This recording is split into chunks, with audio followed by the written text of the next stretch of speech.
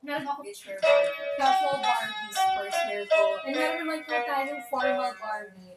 Nangolekta rin siya ng wigs. Siguro mga 20 or 25, yung iba po natapon na. At bago tayo dalhin ni Trisha sa kanyang Barbie world, ipapasilip niya muna sa atin ang kanyang transformation. Hi mga Barbies! Welcome to my Barbie world. Halikas na yun.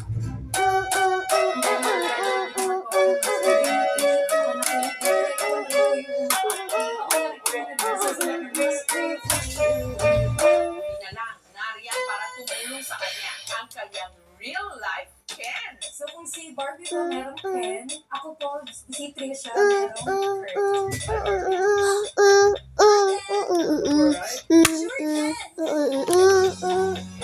Nahihiya din ako kasi siya, nakagalit pang Barbie, tapos ako nakapagbahay lang. Actually, natutuwa ako kasi may nakaka-appreciate sa kanya. Hanggang ang followers ng kanyang Barbie, tumami. Pero higit pa sa pera ang pinagpapasalamat ni Trisha.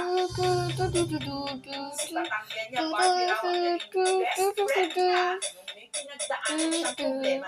Dumaan po ako before sa depression talaga. Clinically diagnosed po ako. Hindi na po ako lumalabas ng kwarto before. Hindi na rin po ako kumakain. Gusto ko po mag-isa lang ako before. Lagi. Separated na po yung mga nakatulong din po yung paggawa ng mga Barbie videos. Kasi kahit pa paano po before na divert po ako. Ang pagiging Batanggen niyang Barbie artista.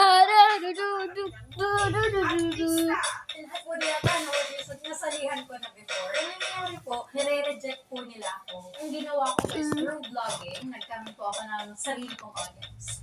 Eh sino kaya ang fantasy ni Barbie na maging leading man?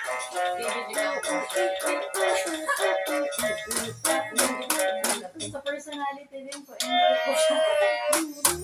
Ganon? Barda yarn? Lie!